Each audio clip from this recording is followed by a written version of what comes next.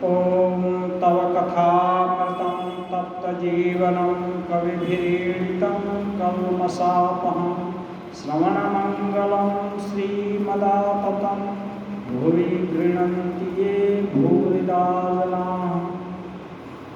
श्री रामकृष्ण वचनामृत विजय कृष्ण आदि के प्रति ठाकुर उपदेश दे रहे हैं। इसी क्रम में ठाकुर कह रहे थे ज्ञान योग बड़ा कठिन है। क्लेशोधिकतरस्तेषां अव्यक्तासक्त चेतसाम् अव्यक्ता ही गतिर्दुःखं देहवद्भिरवाप्यते।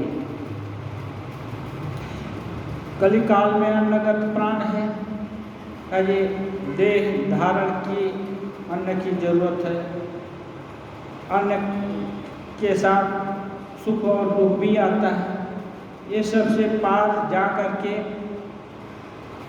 अव्यक्त की उपासना, अव्यक्त का चिंतन, अव्यक्त साधना, ये देहधारियों के लिए बहुत है। इसमें क्लेश अधिक है। भक्ति योग ही योग धर्म है, ज्ञान योग की विशेष कठिनता है। विजय प्रश्न कर रहे हैं, महाराज आप बदमाशमय को दूर करने के लिए कहते हैं, तो क्या दासमय में दोष नहीं है? भक्ति भाव की उपासना में वही बदमाशमय है, ये मेरा, ये वो शरीराभिमान, ये सब यदि जाने का नहीं है तो ठाकुर बोलते हैं ये दासमय होकर रहे, भगवान का भक्त में ऐसा रह कर रहे। तो इसमें ठाकुर बोलते हैं दोष नहीं है। श्री रामकृष्ण कहते हैं नहीं, दास मैं अर्थात मैं ईश्वर का दास हूँ, मैं उनका भक्त हूँ, इस अभिमान में दोष नहीं, बल्कि इससे भगवान मिलते हैं। इस अभिमान में दोष नहीं है, ठाकुर बोल रहे हैं, क्योंकि ये अभिमान भगवान की तरफ ले जाने में उपकारी होगा, सहायक होगा। विजय, अच्छा तो दासमय वाले के काम क्रोध आदि कैसे होते हैं? अब साधक आगे प्रोग्रेस कर रहे हैं कि वहीं के वहीं पड़े हैं या पश्चात गति हो रही है, कैसे समझेंगे? तो विजय पूछ रहे हैं कि अच्छा माना मैं दासमय का आरोप करता हूँ कि मैं भगवान का दास हूँ, उनका बालक हूँ, उनका शिष्य हूँ, ऐसा आरोप करता हूँ, तो फिर ऐसे लोग जो हर समय इस भाव में रहते हैं उनका काम क्रोध आदि कैसा होगा? श्री रामकृष्ण, अगर उसके भाव में पूरी सच्चाई आ जाए, सच्चा हो, काम क्रोध आदि का आकार मात्र रह जाता है। यदि ईश्वर लाभ के बाद भी किसी का दासमय या भक्तमय बना रहा तो वह मनुष्य किसी का अनिष्ट नहीं कर सकता। पारस पत्थर छू जाने पर तलवार सोना हो जाती है। तलवार का स्वरूप तो रहता है, पर वह किसी की हिंसा नहीं कर सकती। स्वरूप बदल जाता है। दास में, बालक में, भक्त में, ये यदि सच्चे दिल से है, इसमें कोई मैं भाव के घर में चूड़ी, रामकृष्ण देव बोलते हैं, ऐसी चीज यदि नहीं है तो उससे दूसरे किसी का कोई अनिष्ट नहीं हो सकता है। भले वो बोलेगा मैं भगवान का हूँ, लेकिन वो भगवान का होने के कारण दूसरे का अनिष्ट कर सकता हूँ, ये नहीं सोच सकता है। कैसे? जैसे पारस पत्थर से छुई हुई तलवार अब हिंसा नहीं कर सकती, क्यों? माइल्ड हो जाती है। सोना नरम होता है, लोहा बहुत सख्त होता है। देखने में तो तलवार जैसा आकार है, लेकिन अब नरम हो गया है तो अब उससे हिंसा नहीं हो सकती।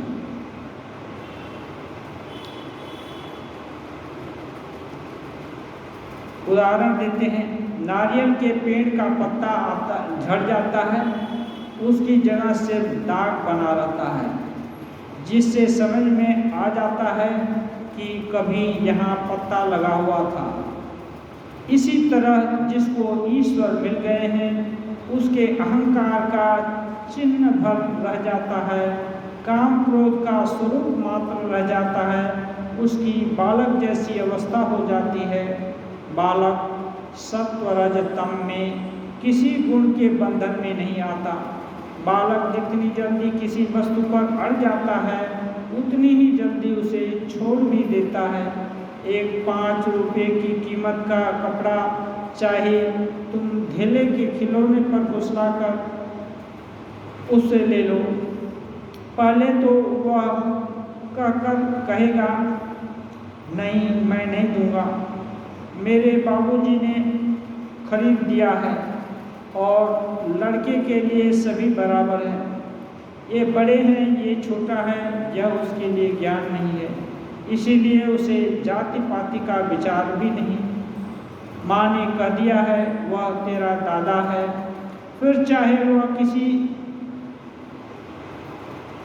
जाति का हो, कलार हो, वह उसी के साथ बैठकर रोटी खाता है। बालक को घृणा नहीं, शुचि और अशुचि पर ध्यान नहीं, शौच के लिए जाकर हाथ में मिट्टी नहीं लगाता, मैं अच्छा से हाथ नहीं धोता। कोई समाधि के बाद भी भक्त का मैं, दास का मैं लेकर रहते हैं। बच्चे का मैं यानी ऐसे ही थोड़े देर किसी चीज़ पर अड़ा हुआ है, थोड़े देर के बाद उसको भूल जाता है, क्योंकि जो जिस स्टैंड पॉइंट को लेकर वो है वो उस पर फॉर्म नहीं है कि ये रहने से भी चलेगा, नहीं रहने से, और जल्दी उसमें उसका मूल्य बहुत ख़त्म हो जाता है। जैसे जैसे बड़े हो जाते हैं, किसी चीज़ का मूल्य बहुत ज़्यादा हो जाता है, और फिर उसमें मूल्य बहुत ज़्यादा बढ़ने के साथ साथ उसमें आसक्ति आ जाती है। अब आसक्ति हो गई तो सहज में जाती नहीं, फिर वैसे अनुलोम और विलोम प्रोसेस, जैसे जैसे आसक्ति बढ़ी, अब वैसे वैसे ही आसक्ति को कम करना पड़ेगा। कम कैसे करेंगे? जब कुछ खाने से पेट खराब होता है या तकलीफ़ होती है तो बार बार सोचना पड़ेगा कि भले ही ये टेस्टी है लेकिन इससे तो ये नुकसान होता है, तो उसके नुकसान का चिंतन करने से धीरे धीरे वो उसको खाने में रुचि है कम हो जाएगी। कि जो कोई भी अच्छी देखने से, अच्छा दिखाई देने से, अच्छा लगने से तो नहीं होता, उसका परिणाम बुरा है। परिणाम बुरा होगा तो दुख पाते हैं, तो फिर उससे पीछे पश्चाताप होते हैं कि नहीं ये तो बहुत नुकसानदेह है, देखने में तो अच्छा है, टेस्ट में बढ़िया है, लेकिन ऐसे ही अब जब आसक्ति जम गई तो उसको हटाना बड़ा मुश्किल है। अब उसको हटाने के लिए बहुत प्रयास करना पड़ेगा। यदि शुरू से ही नहीं जमे तो मुक्ति लाभ बहुत आसानी से हो सकता है, लेकिन बच्चों में हम सभी देखते हैं कि ये सब 3 गुण के बस में नहीं है, लेकिन योग सूत्र में है, ये जो है क्लेश है ना, वो 4 अवस्था में आदमी के अंदर रहता है। प्रसुप्त तनु विच्छिन्न उदाहरण। अब प्रसुप्त अवस्था में बच्चों में रहता है, बीजाकाल में तो सभी कुछ है, पूर्व जन्म के जितने भी संस्कार हैं बच्चे के यहाँ देखने में सब भोला भाला है, बाद में वही दैत्य के जैसा हो जाता है, वो सब है। लेकिन उस समय प्रसुप्त है तो सब अच्छा ही है। तो अभी उसके प्रसुप्तावस्था में जो ये गुणों का प्रभाव उसके ऊपर नहीं है, ऐसा ही साधक जब उन्नत अवस्था में हो जाएगा तो उस पर भी गुणों का प्रभाव नहीं होगा। लेकिन साधक की अवस्था और बच्चे की अवस्था एक ही नहीं है। बच्चे में सब शुभ अशुभ संस्कार गज कर रहे हैं, भीतर में है, केवल अंकुरित नहीं हुए हैं। क्यों? अनुकूल परिस्थिति प्राप्त होने से क्लेश ये होते हैं, क्या फल प्रसव करते हैं, फलीभूत होते हैं।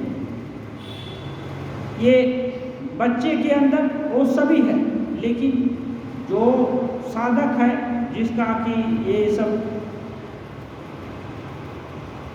जो दास में बालक में इसका प्रैक्टिस किया है और जिससे उसका दिल निर्मल हो गया है, फिर ऐसे निर्मल मन वाले के अंदर से वो संस्कार प्रस्फुटित नहीं होंगे, वो इतने जल्दी सिर नहीं उठा सकते हैं, तब भी कुछ तो रहते ही हैं। ये जब तक ब्रह्म ज्ञान न हो, ज्ञान अग्नि सर्वकर्माणि भस्मसात् कुरुते तथा, जब तक ज्ञानाग्नि नहीं होगी तब तक कुछ न कुछ तो शुभ अशुभ संस्कार रहेंगे ही। साधना के द्वारा निर्मल मन हो जाने पर भी कुछ संस्कार बीजाकार रूप में रहेंगे, लेकिन वो आकार रूप में ही रहेंगे, वो उतने नहीं। लेकिन फिर उसका जो उल्टा करे, दुष्ट संग में रहे, खराब संग में रहे, तो फिर संग का दोष आ सकता है। इसलिए साधक को सावधान रहना होगा। ठाकुर कई जगह बोलते हैं साधु सावधान। साधु माने जो भी साधक भगवान के रास्ते में जाना चाहता है, उसको हर समय सावधानी की जरूरत है। वो कहाँ से विकार, एक तो कोई चीज़ आ गया तो वही और बाकी सभी चीज़ को जन्म दे देगा।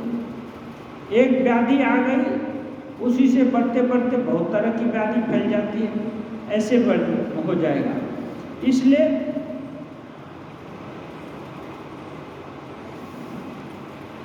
ये कहते हैं कि अहंकार का चिन्ह मात्र रह जाएगा, लेकिन ये चिन्ह मात्र भी यदि खराब संग में आ जाए तो फिर वो चिन्ह मात्र भी दैत्याकार भी हो जाएगा। इसलिए सतर्क रहने का हर समय जरूरत है। ठाकुर बोलते हैं काम क्रोध का स्वरूप मात्र रह जाता है, उसकी बालक जैसी अवस्था हो जाती है। ये बालक जैसी अवस्था और बालक की खुद की अवस्था में बहुत अंतर है। ये साधना जन्य है। हाँ, ये प्रैक्टिस के स्वभाव बदलने के कारण है और वो सहज है।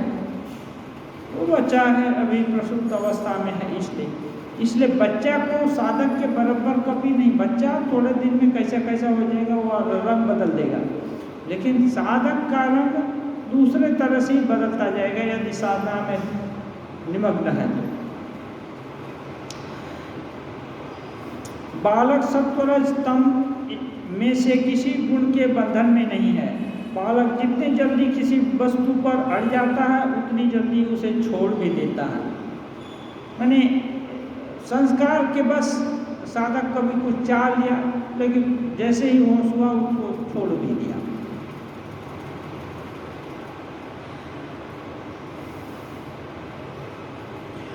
और सरल विश्वास हो जाता है। माँ बोल दिया कि ये तुम्हारा दादा लगता है, मैंने बड़ा भाई है। हिंदी में बड़ा भाई, बंगला में दादा को बड़ा भाई को, दादा को बड़ा भाई कहते हैं। तो बड़ा भाई है तो चाहे किसी जाति का हो, किसी कुल का हो, वो बच्चा मान लेता है। जटिल बालक की कहानी आता है, माँ बता दिया मधुसूदन तो दादा लगे, तुम्हारा भाई बड़ा भाई है। वो कहाँ रहता है? जंगल में रहता है। जिस जंगल में तुमको डर लगता है, वो यदि पुकारो तो तुम्हारा साथ देगा। ऐसे ही जटिल मान लेता है, हाँ हमारा भाई है, माँ तो बोली। ये है सरल विश्वास हो जाता है। ऐसे ही साधक भी इस उपाय से भगवान जल्दी मिलेंगे, तुरंत उस उपाय को यदि स्वीकार कर लिया तो तुरंत मान लेगा पूरा सही नहीं, ये उपाय सही है।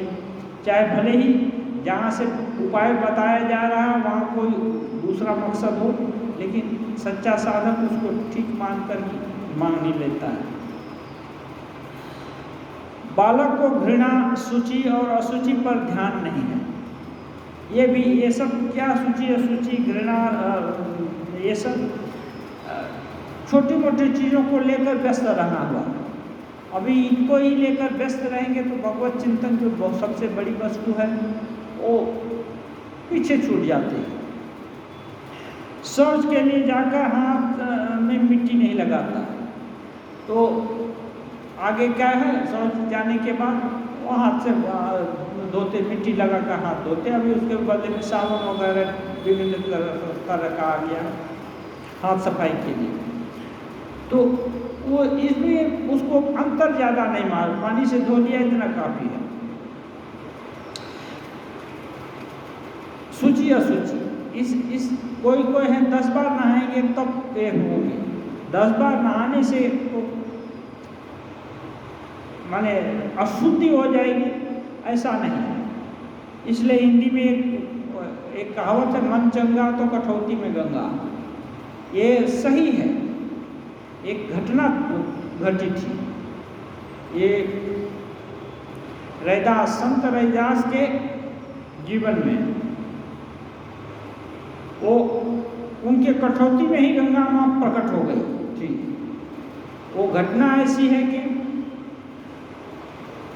वो तो हरियन पल्ली में जन्म लिए थे, हरियन के घर जन्म लिए थे, लेकिन थे तो संत ऊंचे स्तर के।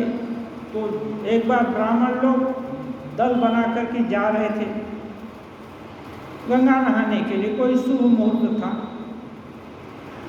तो वो लोग, किसी का जूता चप्पल, अभी मोची के यहाँ सभी लोग जाता, सभी का काम पड़ता है मोची से। तो वो लोग बोला थोड़ा चप्पल तो ठीक कर दे, पैदल बहुत दूर जाना है।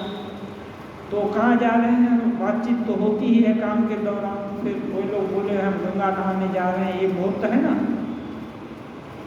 तो एक छोटा सा सिक्की कुछ दे करके वो बोले कि एक बात है, थोड़ा सा, मैं तो छोटी जाति का हूँ, मैं जा नहीं सकता,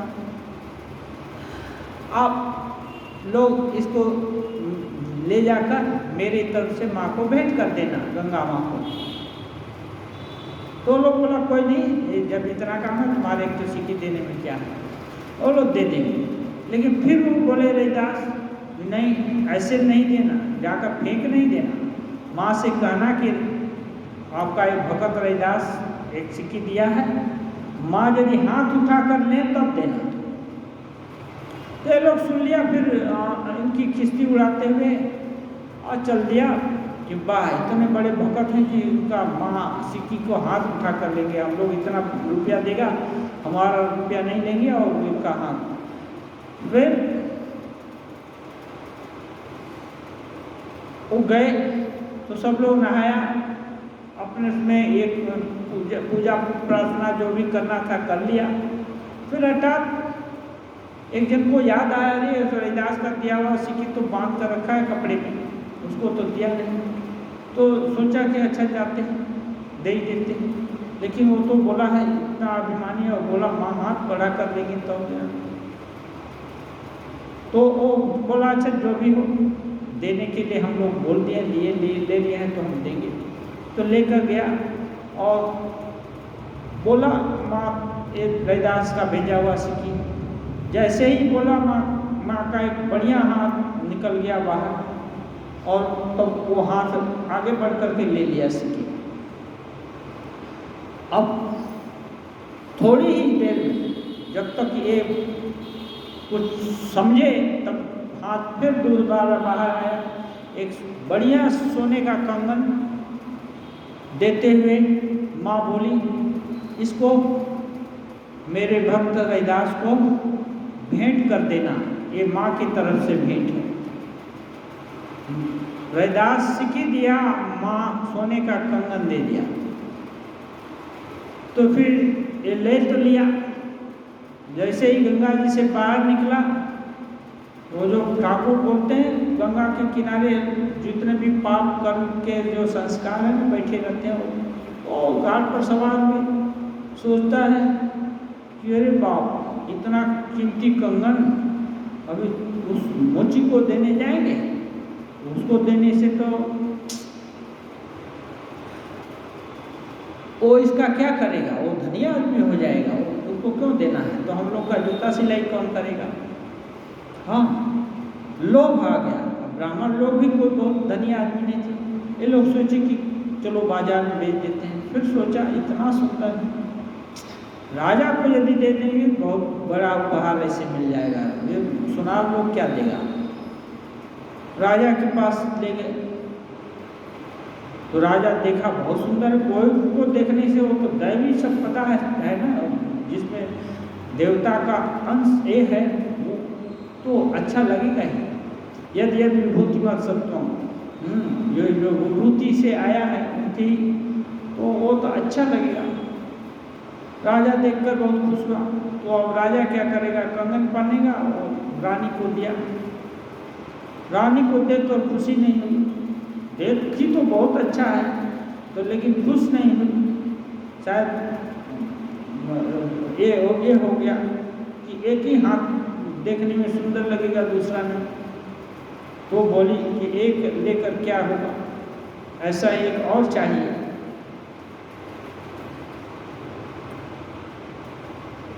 और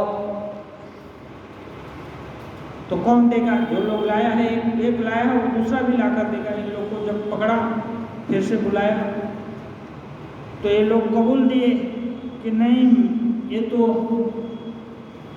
था रैदास को देने के लिए माता जी ने ऐसा दिया था, लेकिन अभी हम लोग के दिल में लालच आया और डंडा के डर से सब कुछ सही सही उगल दिया, और डंडा के डर से हम लोग अभी बोल दिया कि हम लोग आपके यहाँ धन के लोभ में दिए। और राजा उनको बख्शीश भी दिया था, दे चुका था। तो वो बख्शीश के इसमें हम लोग में आकर के आपको दिया। तो बोला वे रानी का हुक्म है, इनको और ला कर दो और बख्शीश मिलेगा। और वे लोग का तो पसीना छूट गया। वे लोग बोला ये तो गंगा माँ उसका बात सुन कर दिया, हम लोग को थोड़े मिलेगा, अब तो हम लोग से ये संभव नहीं है।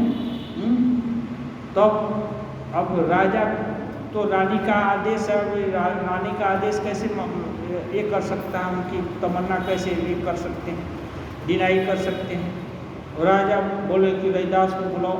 रैदास को बुलाया गया। ना कि तुम बहुत भक्त हो, तुम्हारे कारण माँ तुमको दिया और ये लोग ऐसे चोरी करके दिए, ठीक है, अभी ये है तुम्हारे को बख्शीश देंगे, लेकिन एक तुम्हारी भक्ति से जब इतना हो सकता है तो एक तो और कंगन तुम्हारी भक्ति से ला दो, हाँ, और नहीं तो हम लोग इसको एक झूठा कुछ ये समझेंगे या कुछ। अब क्या करें, रैदास तो जाएंगे नहीं गंगा जी, क्योंकि वो उच्च कुल में नहीं है। फिर सब लोग ये करने लगा और विवश में पड़ गए। तो बोले ठीक है, गंगा जी से अपने कटौती के पास जाकर के प्रार्थना करने लगे। जैसे ही प्रार्थना किए और एकदम पानी उछलने लगा और एकदम ये धारा मानो फूट करके चल रही, जमीन में छेदा नहीं हुआ, कटौती से ही फाउंटेन ये चलने लगा। और फिर वही हाथ बाहर आया और ठीक वैसा ही कंगन एक तो और दे दिया। रैदास लिए, राजा को दिए, उनका गला छूटा। राजा फिर बाकी ब्राह्मण लोग को बहुत डांट डपट किया और इनके सम्मान भी, अभी ये तो संत स्वभाव के थे, ये तो बख्शीश क्या लेंगे, ये लोग तो लेते नहीं। तो ऐसे करके संत रैदास की प्रसिद्धि हुई। तो ये सरल विश्वास, ये सरल विश्वास से दिए कि मान लेंगे, क्योंकि भक्त है ना, जानता है कि भक्ति से ये होते हैं। लेकिन सामाजिक प्रथा यह है कि उनको नीच कुलोद्भव समझता है, इसलिए वो उन लोग के साथ जाने से उनको ईर्ष्या होगी, ये होगा। लेकिन मान लिया, सरल विश्वास के कारण भगवान ही ये करते हैं, तो उनको लिया। और इसी विश्वास के कारण कठौती में भी गंगा पैदा हो गई। तो तब से मुहावरा बन गया, मन चंगा तो कठौती में गंगा। मैंने कठौता जिसमें चमड़ा भिजाया जाता है, उसमें गंगा की धारा बना। हाँ, तो ये है विश्वास से सरल हृदय भगवान को पसंद है। और उनकी इच्छा से सारा ब्रह्मांड जगत बन बिगड़ रहा है। वो चाहने से क्या नहीं हो सकता। ठाकुर बोलते हैं स्वामी जी को, स्वामी जी अपना दुखड़ा दूर करने के लिए आए। एक बार उनको लगा कि ठाकुर तो माँ से बातचीत करते हैं और अपना तो खोजते खोजते चप्पल घिस गया, सब ये हो गया, कुछ भी नहीं हुआ। ठाकुर यदि कुछ बोल दें माँ को तो एटलीस्ट थोड़ा खाने पीने का संधान हो जाएगा। तो गए तो ठाकुर बोलते हैं नहीं, मैं तो ऐसा नहीं बोल सकता, लेकिन हाँ आज बढ़िया दिन है, तुम शाम तक इंतजार करो। और जब शाम हुआ तो बोलते हैं अरे नरे जा, आज जो भी माँ से मांगेगा सब माँ देगी। हाँ तो बोलते हैं माँ मेरी जगत जननी इच्छा से जगत प्रसव कर रही हैं, प्रसव किए हैं, वो चाहने से क्या नहीं कर सकती। हाँ माँ हमार इच्छा है जगत प्रसव करिया छिन तिनी चाहिले कि ना करते पारे। ऐसा कर करके ये मानो एकदम मंत्र के जैसा है। तुरंत ठाकुर के ऊपर तो ठाकुर को तो बहुत तरह से टेस्ट करके स्वामी जी देख चुके थे। ठाकुर जो बोलते असत्य तो नहीं होता, भूल से भी बोल दिया उसको भी टेस्ट किए तो सत्य निकला। वो किसी का पानी नहीं, गिलास लाया टीका पटीका लगाया है, उसका पानी पीना ठाकुर नहीं पिए। तो स्वामी जी बाद में जाकर के नरेंद्रनाथ जाकर खोज किए तो पाए कि वो अच्छा नहीं है, अच्छा चरित्र वाला नहीं।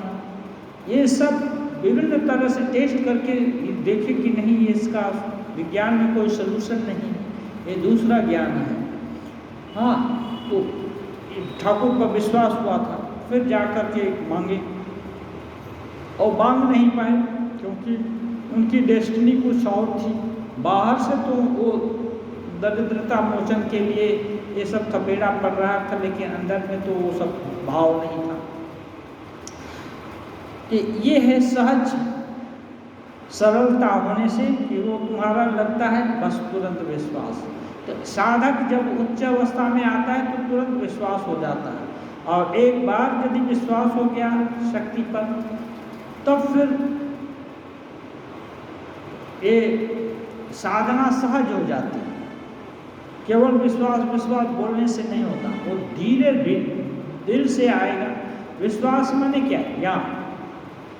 जब ज्ञान हो गया, ज्ञाने बिनु न हो ही परितीति, बिनु परितीति हो ही नहीं प्रीति। ज्ञान हो गया तब विश्वास होता है, और विश्वास होने से प्रेम हो जाता है, और प्रेम हो जाने से फिर तू उससे अलग कैसे आदमी हो सकता है।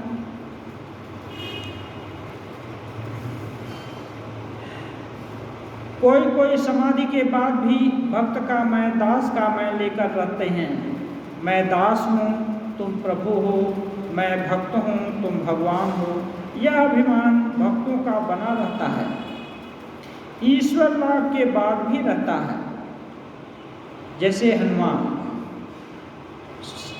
और प्रहलाद जी का भी। संपूर्ण में नहीं दूर होता, और फिर इसी अभिमान का अभ्यास करते करते ईश्वर प्राप्ति भी होती है। तो ईश्वर प्राप्ति जिनको नहीं, हनुमान जी और प्रहलाद जी को तो हो चुकी है, लेकिन उसके पहले भी बहुत परीक्षा से प्रहलाद गुजरे। कि हाथी के नीचे कुचला गया, पहाड़ से गिराया गया, और आग में जलाया गया, पानी में डुबाया गया, कितने प्रकार की यातना नहीं दी गई।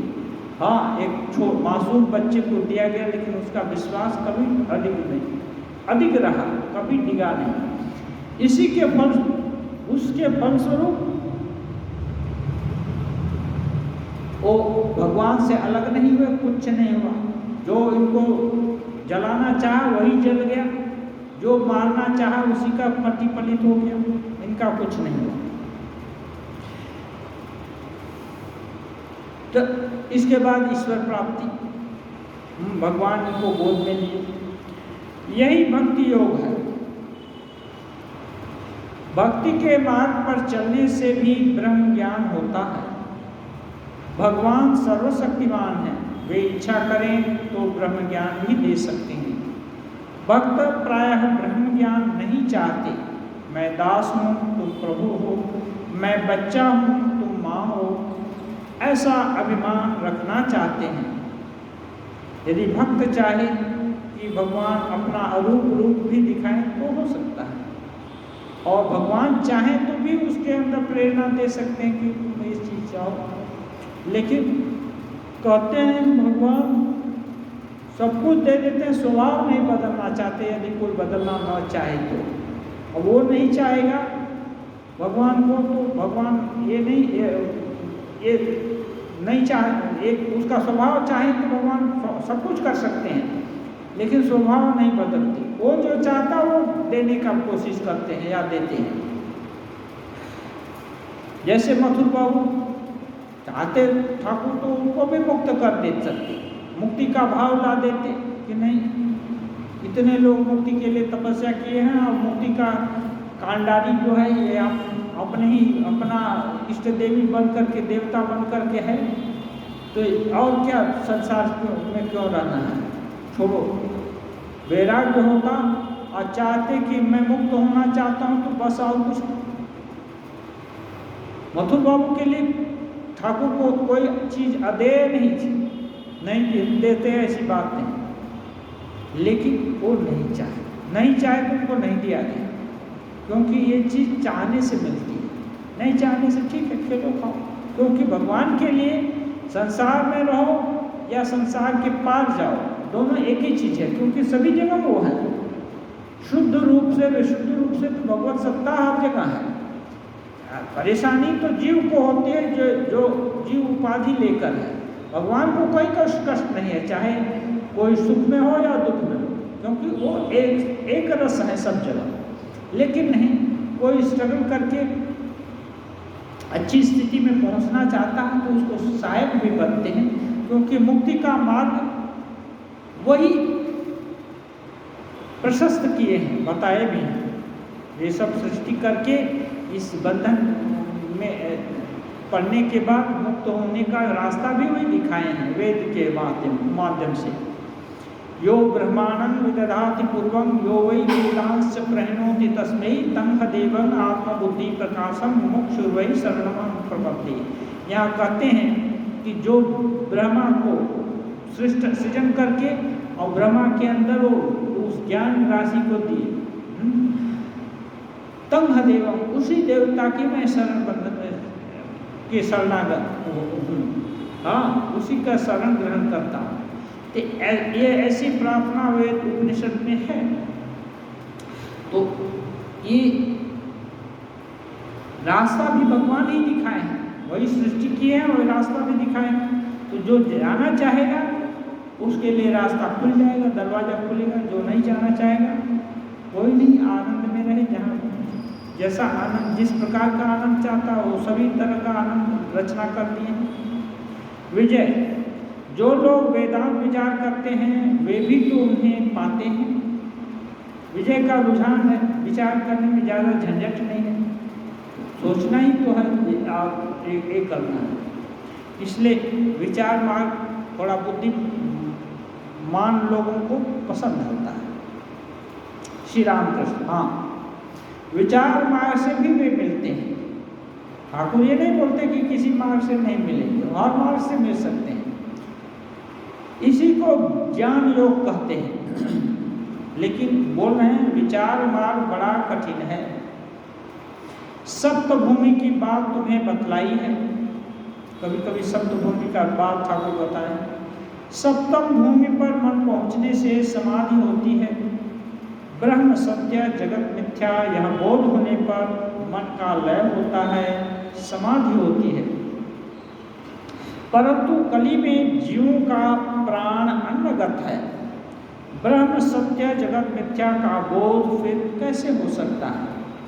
जैसे ही भूख लगी भोजन ही सत्य दिखता है, पीड़ा हो रही, कष्ट हो रहा है, वो कष्ट ही सत्य दिखता है, वो कष्ट मिथ्या है, ये समझ में नहीं आता। इसलिए ब्रह्म सत्य जगत मिथ्या, ये नहीं दिखता है। ये इसका बोध फिर कैसे हो सकता है ब्रह्म सत्य जगत मिथ्या का? ऐसा बोध देह बुद्धि के बिना दूर हुए नहीं हो सकता। और यही तो चरम परिणति है ज्ञान विचार का।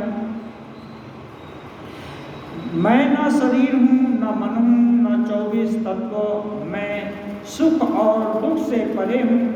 मुझे फिर कैसा रोग, कैसा शोक, कैसी जरा, कैसी मृत्यु, यानी कुछ भी नहीं। मेरी क्या मृत्यु, मेरी क्या बुढ़ापा, मेरा क्या शोक, मेरा क्या रोग, मेरा क्या दुख, मैं इस सब से दूर हूँ। इतना जो सोच सर ले कि दुख भी मेरा नहीं है, वो तो ब्रह्म ही का है, ब्रह्म स्वरूपता है दुख में भी। आग में भी अपने सलोने कृष्ण को देख रहे हैं, भगवान अपने स्वरूप को देख रहे हैं, फिर तो ज्ञानी हो गए।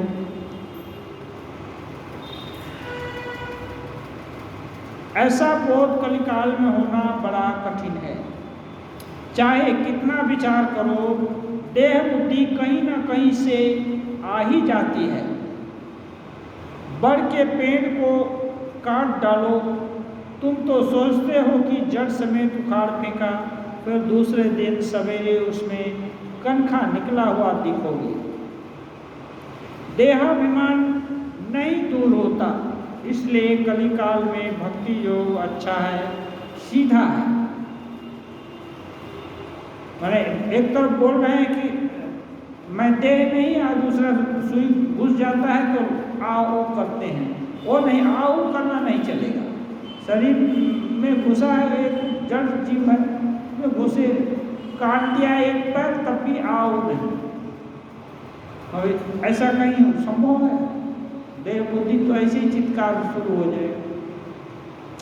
इसलिए जब देह बुद्धि नहीं जाती तो ठाकुर बोलते हैं भक्ति योग अच्छा है।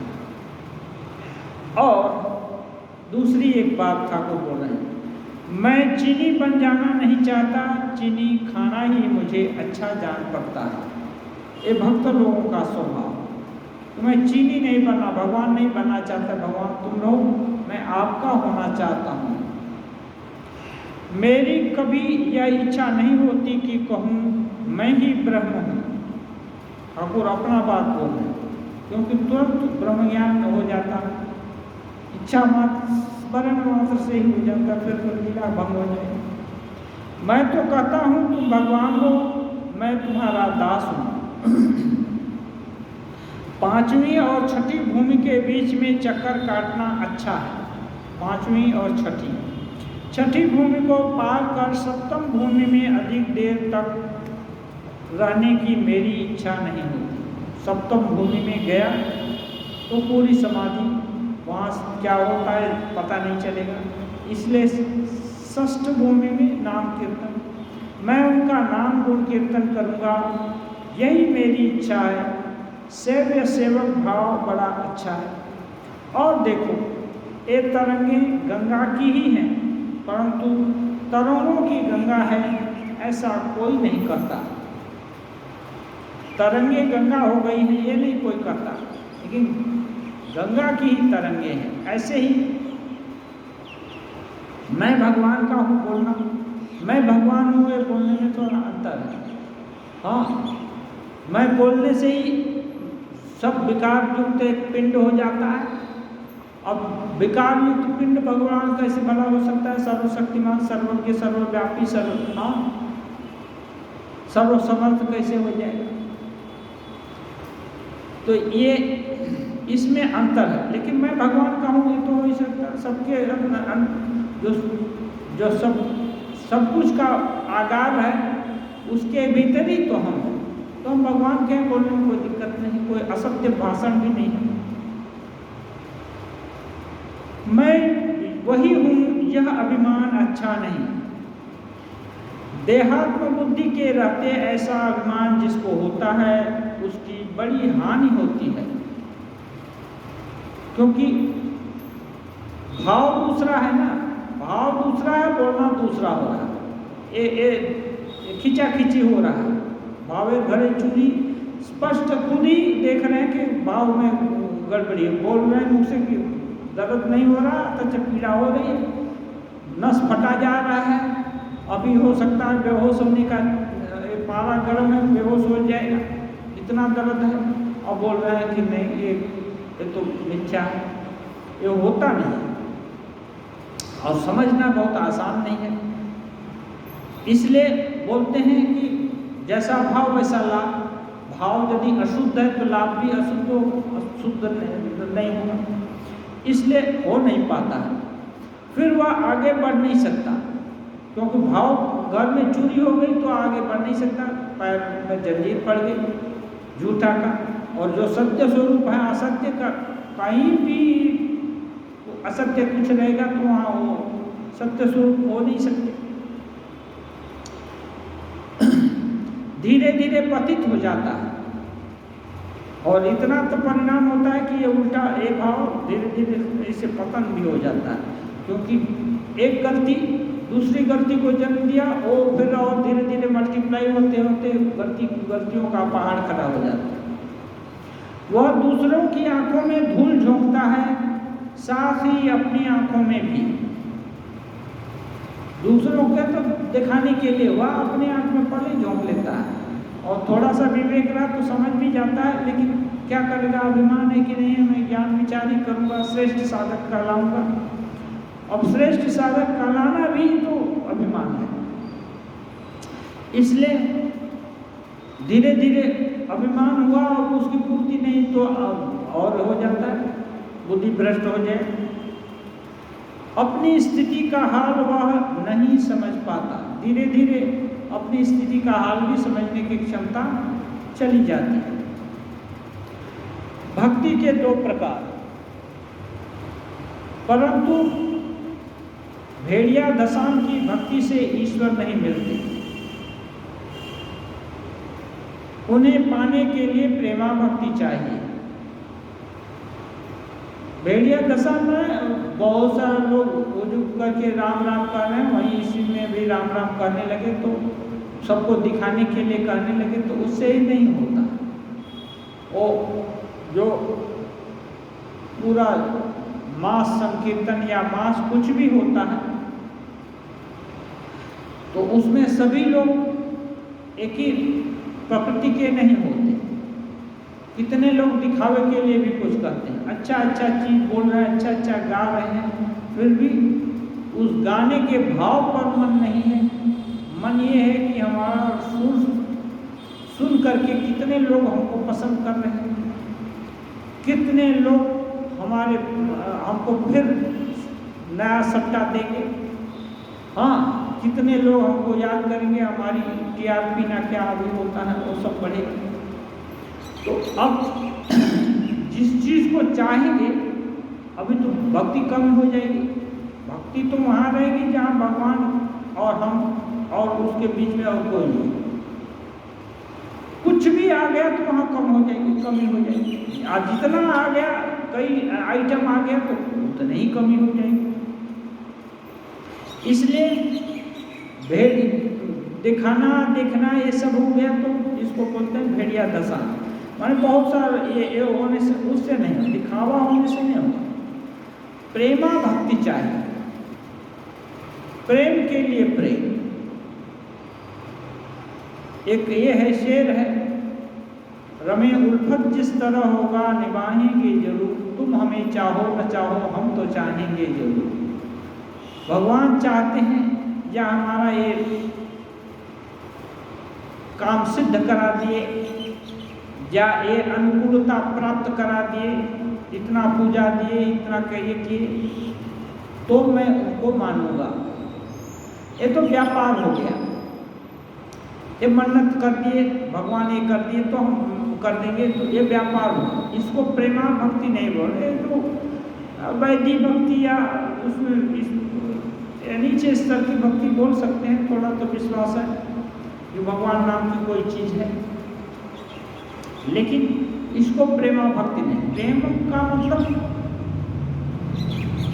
प्रेमास्पद नहीं चाहे तब भी हम उसको प्रेम करेंगे। इसलिए साधक बोलता है भगवान को कि तुम हमको मुझको भले ना चाहो, मैं तुमको चाहूँगा। हाँ, और दुख दो या कष्ट दो, सब निभा लूँगा, सह लूँगा, उससे कोई फर्क नहीं पड़ रहा। दुख है तो हम बुलाने नहीं जाते कि आओ दुख दूर करो, सुख है तो भी बुलाने नहीं जाता कि देखो तो इतना ये चीज ये हुआ, आओ हाथ बटाओ। सुख दुख जो होगा मैं बिता लूँगा।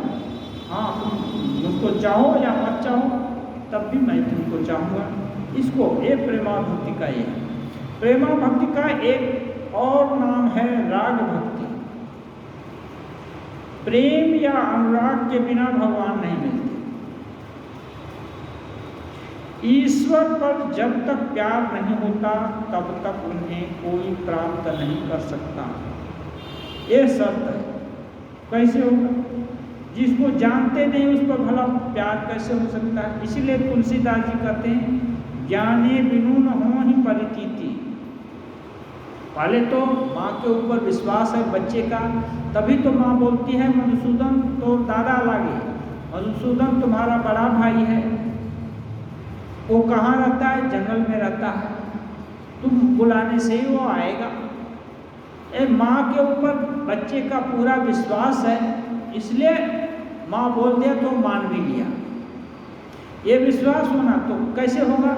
जिस भगवान को हम लोग देखा नहीं, केवल सुना है भगवान भगवान होता है, वो तो कांक्रीट कोई है, कहीं जाने से भी दिखाई देगा, ये सब कुछ नहीं है, तो भला कैसे होगा? तो इसलिए बोलते हैं ज्ञाने बिनु न हो ही परितीति। बिना जाने विश्वास, परितीति माने विश्वास, और बिनु परितीति हो ही नहीं, विश्वास ही नहीं है कि ये हमारी माँ है, हमारा जो भी बोलेगा हमारे मंगल के लिए होगा। जब विश्वास ही नहीं है तो फिर कैसे प्रेम होगा? इसलिए यहाँ झमेला होता है। कबीरदास जी बोलते हैं 2.5 अक्षर प्रेम का पढ़े सो पंडित हो। बहुत 2.5 अक्षर का है, 2 अक्षर प, आधा र है, म है। हाँ, तो आधा र है बीच में पड़ा हुआ, बस इतना ही 2.5 अक्षर है, 2 और आधा। इतना ही यदि कोई पढ़ ले तो इतने पढ़ने के लिए दुनिया भर का यज्ञानुष्ठान, कर्म यज्ञ, अशुभ कर्म करना, अशुभ कर्म से बचना, कितना योग साधना करना, ये सब इसी के लिए। तो ये कैसे होगा? जानेंगे तब। तो कैसे जानेंगे? एक चीज है कि संत महापुरुष लोग, शास्त्र जो कि शास्त्र के रिप्रेजेंटेटिव हैं, जिनको भगवान लाभ हुआ है, ठाकुर चैतन्य देव, राम कृष्ण, ऐसे लोगों के ऊपर यदि विश्वास हो, इनकी वाणी पर विश्वास हो, और यही बोलते हैं वेद है ज्ञान राशि है, स्वामी विवेकानंद। तो ज्ञान राशि है। अब ज्ञान राशि है क्या? किस लिए है? ये जो उसको मानेगा उसके लिए है, जो नहीं देखना चाहता उसके लिए क्या ज्ञान है? तो यदि ऐसे साधक चाहता है कि नहीं भगवान के प्रति हो, प्रेम हो और अपना कल्याण हो जाए, तब उसको जो श्रेष्ठ संत हुए हैं, भगवत पुरुष हुए हैं, उनकी बात को माननी पड़ेगी और दिल से मानना पड़ेगा। उसमें कैसे मानना पड़ेगा? जैसे बच्चा अपने माँ के बात को प्रेम से मानता, माँ मेरे कल्याण की ही बात कहेगी, इसलिए मानना होगा ठाकुर जो भी बात बोला है मेरे कल्याण के लिए ही बोला है। ये नहीं कि ठाकुर हो सकता है किसी दूसरे के लिए बोला हो, या थोड़ा इसमें गोलमाल भी हो सकता है। कभी कभी पगला जाते हैं, बहुत सारे लोग बोलता था पगला है, तो कभी कभी पगला कर भी बोल सकते हैं। तो हो सकता है ये बात पगला कर बोल लेती है। हाँ, तो ये नहीं एक बार पगला गए एक बार ठीक हो गए, नहीं। शास्त्र जो कुछ भी बात बोलते हैं, इसी ऐसे लोग, सिद्ध महापुरुष लोग जो बात बोले हैं और शास्त्र जो बोला है उनको एक ही बोलते हैं, सिनोनिमस है। ऋषि लोग शास्त्र जो वेद बनाए हैं, ये क्या है, जो वेद को प्रकाश में लाए हैं, वो लोग शास्त्र को बनाए नहीं है। ऋषियः मंत्र द्रष्टारः न तो वेदस्य कर्तारः। ऋषि लोग मंत्र को देखे हैं, मंत्र का अनुभव किए हैं, हाँ, और उसका उपयोगिता हर चीज देखे हैं, इसलिए वो लोग मंत्र के कर्ता नहीं हैं। ऐसे ही रामकृष्ण देव वो माँ दिखा देती थी कि ये है, वो ही चीज बोलते थे। अब ये नहीं है कि उनको बना करके बोल रहे हैं, और ऐसे लोग यदि बनाकर भी बोलते तो वही सत्य हो जाता है, क्योंकि उनकी वाणी या उनका आचरण कोई मिथ्या नहीं हो सकता। इसलिए इतना यदि विश्वास है, तब रामकृष्ण देव क्या बोले, वेद उपनिषद क्या बोले, इसको सत्य मानना है। सत्य मान लेने से ही काम नहीं चलेगा। ये हो गया। अब सत्य मान तो लिए, लेकिन है बहुत अटपटा, समझ में आता नहीं है। मान तो लिए सत्य है, समझ में आता नहीं, तो इसको बोलते हैं श्रवण। सुन लिया, मान लिया, ठीक मान लिया, लेकिन मनन करना पड़ेगा। मनन क्या है कि ठाकुर किस भाव से बोले होंगे जिससे मेरा कल्याण होता है, इससे वेद उपनिषद किस भाव से हमको बोले हैं जिससे इससे हमारा कल्याण हो। अब उसका चिंता, ये बोल तो दिया, लेकिन ऐसे हमारे को समझ में आना चाहिए कि इस भाव से बोले होंगे हमारे कल्याण के लिए। अब अपने अनुकूल तर्क, जो तर्क अपना दिल भी मान ले, ऐसा नहीं कि किसी लेक्चरर का, किसी कथावाचक का, ये इसका उसका हो तो बोलकर हाँक करके चला गया और उसको हमारा दिल मानता ही नहीं, तो वो पूरा नहीं हुआ। ऐसा तर्क जो मेरे ही अंदर से आएगा उस भगवत वाक्य के लिए या शास्त्र वाक्य के लिए कि ये इस तरह से मेरा कल्याण कर सकता है, इसके लिए उनका ये भाव से बोले होंगे, चाहे भले ही जिस भाव से बोले हों। यदि ये भाव हमारे को समझ में आ गया अपनी बुद्धि से, तो क्योंकि अपने को ही लेकर चलना होगा ना, दूसरा हर समय नहीं चलाएगा। अपने को जो जंत्र दे दिया गया है मन बुद्धि, उसको दूर करके हम दूसरे से कुछ धार लेकर के हम स्टैंड नहीं कर सकते, आगे नहीं बढ़ सकते। तो यदि हमारा दिल मान लेता है कि नहीं ये भगवान का वाक्य है, इस तरह से समझने से हमारा परम कल्याण हो सकता है। अब जब ये हो गया तब इसको बोलते हैं ज्ञान। हाँ, या ये श्रवण हो गया, मनन भी हो गया। हाँ, ज्ञाने बिनु न होई प्रतीति। अब जब ये हो गया कि इस तरह से मेरा कल्याण होगा, अब विश्वास आ जाता है। विश्वास हो गया, अच्छा ये चीज़ है, ये भगवान ये बोले हैं, ये इस तरह से हमारा इससे कल्याण होगा।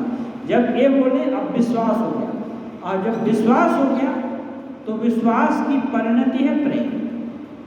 विश्वास जहाँ हो गया दृढ़, वहाँ फिर प्रेम उमड़ेगा ही, क्योंकि जो अपना कल्याण करेगा, जिससे अपना मंगल होगा, अपना भला होगा, कोई बुरा अपना नहीं चाहता।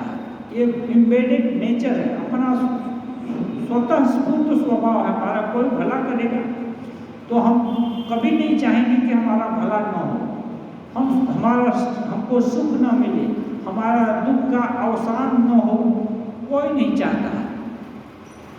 तो हमारा भला सभी लोग चाहेगा। तो ये जब विश्वास हो जाएगा कि ये शास्त्र वाक्य, गुरु वाक्य, महापुरुष वाक्य इस तरह से हमको ये करेंगे, क्या बोलते हैं, हमारा कल्याण करेंगे। अब वो विश्वास हो गया, तब उस गुरु तत्व या उस भगवत तत्व, उस शास्त्र के तत्व पर स्नेह हो जाएगा। अब उसका चरम परिणति तो वही है, तो ये तत्व भगवान से ही आया, तब प्रेम हो जाएगा। अब वो जब प्रेम हो जाएगा तो वस्तु अप्रकाशित नहीं रह सकती है, वो वस्तु का प्रकाश जरूर होगा। हाँ, इतना ये है, लेकिन इतना संक्षिप्त चीज है, लेकिन ये बहुत कठिन है। इसके लिए जन्म जन्म मुनि जतन कराए, अंत राम कही आवत नहीं। अंत में स्मरण नहीं होता, वो एक सब नाम स्मरण। नाम माने क्या? नाम और नामी अभेद बात बोलते हैं। नाम क्या है? नामी की याद दिला देता है। अब मालूम है कि राम एक शब्द, ऐसा शब्द है, या इष्ट मंत्र ऐसा शब्द है जिसके उच्चारण मात्र से इष्ट का प्रकाश होगा, इष्ट आ जाएगा। कि जैसे किसी का नाम रख गया मोहन, और उसके बेटा का नाम है, जैसे ही मोहन बोला उस मोहन का कान खड़ा हो जाएगा, बोलेगा आ रहा हूँ, तुरंत एक कर देगा। ऐसे ही यदि इष्ट मंत्र सुना या राम मंत्र सुना या जो भी कोई मंत्र है वो सुना, तो तुरंत उसके इष्ट का स्मरण हुआ। ये चीज जन्म जन्म प्रयास करते हैं, बार बार बोलते हैं कि नहीं ये इष्ट है, ये अच्छा है, राम है ना, ऐसा नहीं है, दशरथ का बेटा नहीं है। ये है जो श्रुति उपनिषद ये है सब करते हैं, उसका निचोड़ अर्थ इस रूप में है। हाँ, और वही राम रूप में आए थे, या जो कोई भी अवतार के रूप में आए थे, उनका ही नाम ले रहा हूँ। उनके नाम लेने से उनका वे आकर मेरा कल्याण कर देंगे, या संसार सागर से पार ले जाएंगे, या हमको गाइड करेंगे, हमको प्रोटेक्ट करेंगे। ये सब भाव नहीं आता। ठाकुर बोलते हैं जो टिया पाखी को सिखा दिया, राम को हो राधा कृष्ण को हो, राम और राधा कृष्ण कहता है। जैसे बिल्ली पकड़ती है, दर्द होता है, वैसे टे शुरू हो जाता है, राम कहाँ राधा कहाँ चले जाए, क्योंकि स्वभाव में आए ना। और हम लोग का तो एक जन्म का स्वभाव नहीं, हजारों जन्म का। लेकिन नहीं, प्रेम हो जाए तो बाकी यादगार तो छोटी मोटी याद है। प्रेम का जो दाग है ना लग जाए तो ये दाग मिटता नहीं, ये मिटने से नहीं, प्रेम अधिक अधिक होता चला जाता है, ये खत्म न होने वाला नहीं है। क्यों? प्रेम ऐसा है कि जो चुंबक है ना, चुंबकीय आकर्षण जितना ही और बढ़ेगा उतना ही ये जो लोहा है ना, सोना का, ऐसा ये क्या बोलते हैं, चुंबक की तरफ आकृष्ट होता ही जाएगा, और इसमें कमी आने का ही नहीं। तो प्रेम हो जाए तो एक खत्म होना संभव नहीं है। वो मरने के समय भी ये रहेगा, नाम नहीं लेंगे तब भी नामी हाजिर हो जाएंगे। हाँ, नहीं तो प्रेम क्या। जो कबीरा काशी मरा तो राम ही कौन निहोरा। जब राम काशी में मरने से, कोई भी मरने से मुक्ति उसकी हो ही जाती है, तो इतना दिन राम से नेह लगाया, प्रेम किया, और वहीं पर मरना हुआ तो राम का कौन विशेषता है कि उनसे क्या लाभ। इसलिए मगहर में जाकर मरे, अंत समय बिताए। यदि राम के प्रति स्नेह है तो राम यहाँ आकर भी उठाएंगे। राम कहाँ नहीं है, कहो तो कहाँ। ये जो है ना, ये शिव जी बोलते हैं, वहाँ देवता लोगों का एक हुआ, हरि व्यापक सर्वत्र समाना। देवता लोग तरसते थे, कैसे पृथ्वी जाकर के देवता लोग से मिली कि हमारा दुख गाया कि रावण का अत्याचार बहुत बढ़ गया, ये सब हो गया। तो वो ये लोग सोचे कि क्या करें, ब्रह्मा जी भी बोल रहे हैं हमसे भी नहीं होगा, शिव जी भी हाथ उठा दे रहे हैं, तो क्या होगा। तो फिर सब लोग विचार करते हैं, तो इनके हरि से जाकर मिले, वही कर सकते हैं। तो कहाँ जाकर मिले, यहाँ भी हैं वहाँ भी हैं, बहुत जगह है, वो तो सब रिजियन है। तो विभिन्न लोग विभिन्न अनुमान करने लगे, तो शिव जी वहाँ थे। तो वे बोले हरि व्यापक सर्वत्र समाना, प्रेम ते प्रकट हो ही मैं जाना। जहाँ प्रेम होगा वहीं प्रकट होंगे। सभी जगह समान रूप से व्याप्त है, क्योंकि ज्ञानी लोग जानते हैं भगवान का कहीं भी अभाव नहीं है। अभाव नहीं है, लेकिन तब फिर क्यों दिखते नहीं? क्यों?